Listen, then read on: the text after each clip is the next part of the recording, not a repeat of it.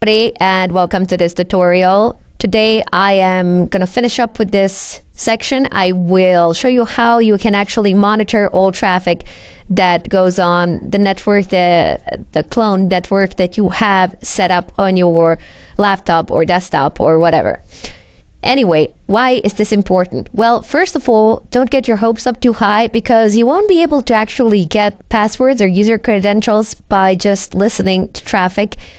You can if they're not using any encrypted protocols, but if they're using HTTPS, I can forget about it there. That's going to be too difficult. There are some methods that are experimental today, but I haven't really included them here as they are still experimental.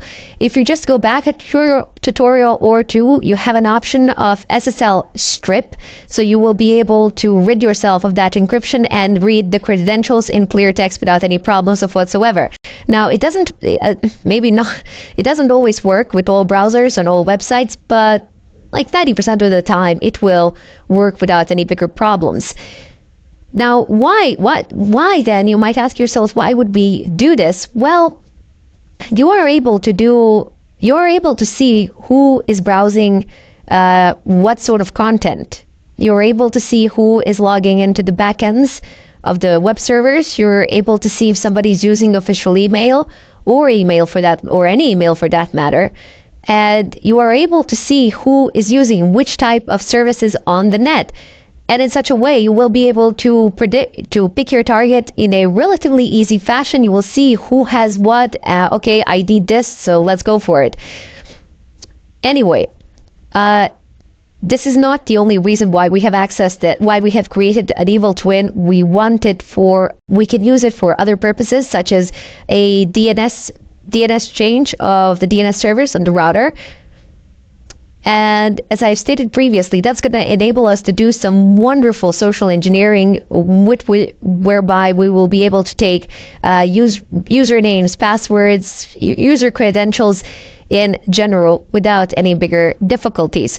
But for the time being, let's just see how is traffic actually analyzed. Let me just go ahead and clear the screen here. Zoom it in, move it here. For this purpose, we will, of course, need a tool with which we can actually listen to traffic. And that tool is called Wireshark. That's one of many. There are others out there. Wireshark is the most used one. I would definitely recommend it. But if you don't feel like it, just go on the net and see what else is out there. Now, it's pretty simple it comes with a pretty simple installation method. So yum search Wireshark. And it should pop up here somewhere. You need to install 2 packages. It will enable you to listen to pretty much all traffic that goes through your network without any problems. However, as I said before, you won't be able to take passwords from encrypted traffic. Moreover, Wireshark is, that's a course for itself, and it's rather lengthy. There are a lot of options. It's a pretty sophisticated tool. I won't go through all of the options today, but I will show you some of the basics and how you can actually monitor traffic based upon the information that I give you. So you will need this package here that I'm selecting, and you will need the bottom one. Hopefully by now you know how to install.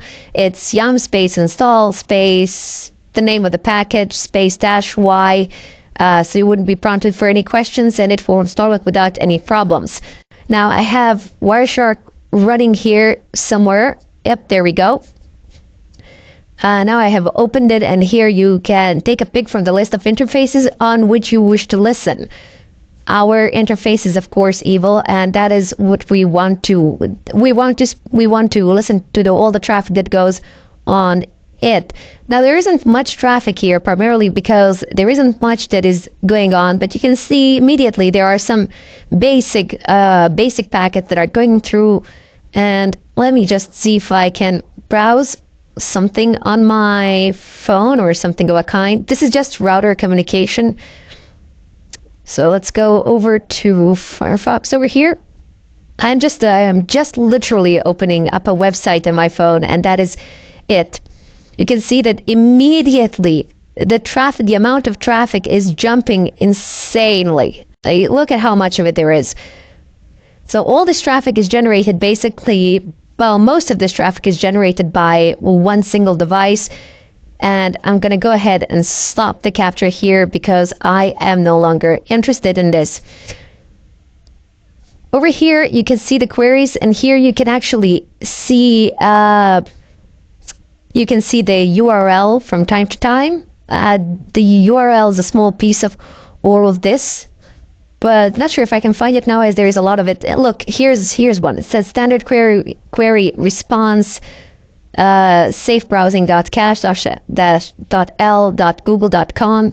You can see the IP address that was accessed, from which the response, I do believe this is from which the response came. Anyway, again, we have something related to Google. I don't believe, I don't have a browser open. There is literally no traffic going on my network here. However, there is traffic that is being generated from my phone. Or, yeah, there we go. And this is like www.google.ba. That is the, you see here, you have the URL here that is being accessed, and you can see that that has been requested here. If I just double click on it, if I open it, I'm going to get a listing of pretty detailed information here. So domain name, if I just click on it, there's some sort of information here, not very useful to you at the time, but you can just go down to queries and you can see the URL. That is probably the most important thing for you in this particular point in time. This is how you can actually see who is browsing for what, who wants what, who is going where. Not a bad idea, a pretty good thing to do, especially because you can, as I said before, you can actually pick the targets and you can see their IP you can see the IP addresses here. I mean, you can see which IP address has requested which site. So this first column that you are looking at now, sorry, not the first column, where it says source. So source IP addresses. And then you have, next one is destination IP addresses. I'm clicking on the two of them. So if you take a look at the top right corner, it says 192, the gray one. It says 192.168.1.101. And then there is destination, which is 173.194.116.225. So the device with this first IP address, 192.168.1.101, has requested something from the destination IP address of 173.194.116.225. There was a communication in between these two IP addresses. Now that can be different sorts of traffic, and for the time being, you can disregard most of this. What you are interested in are those URLs, to see what sort of information are people browsing, and you can see and get the addresses. For example, if they're logging into their company servers that have an external IP address, you can actually see it here in the destination IP addresses part. And in such a way, you can go ahead, try to open it up in your browser and see what sort of login procedures does it actually require, how hard is it, is it HTTP or is it HTTPS. It can give you a lot of information. Now, this is just a raw overview of data. I encourage you to expand upon this subject further. In the upper left corner, there are filters, and here you can type in various values to try to pick apart the information. For example, I can type in DNS. So give me all the DNS queries, and it's gonna give me all the DNS queries that have been made, which is very nice because I now know what my phone has requested. So look, it has CCNA, that's for Cisco. It has requested Google. It has pulled some. Is this an image from YouTube? I have no idea what this is. I don't know. In any case, it has contacted YouTube. Again, it went over to Google. And yeah, there you go. There's safe browsing, Google clients.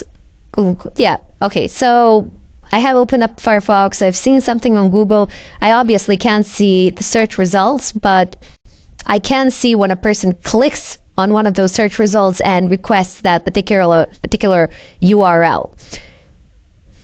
For that purpose, DNS filter is your friend, but doesn't necessarily need to be. You can just leave it empty and see how it goes. You can also type in ip.addr space equals, and then you can type in the IP address here, for example, 192.168.1.101. Excellent. So now we have all the traffic which has either a source or a destination IP address of 192.168.1.101. So if you wish to see a traffic of a particular IP address, you can use the filter that I have just used. I would strongly encourage you to expand upon this subject further. There is a course on Udemy that I have made as well. But you don't have to go there. I mean, you also obviously have a great deal of knowledge on the internet as well, so you can explore it there, because Wireshark and network traffic monitoring is a subject of its own. That's like a course of its own. There's a huge amount of information. But you are able to get the basic information which interests you at this point of time. In any case, I am going to wrap the tutorial up here, and in the next chapter, we're going to get into routers and how to break the first line of defense for pretty much any major network out there. Until then, I bid you farewell, and I hope to see you in the next tutorial.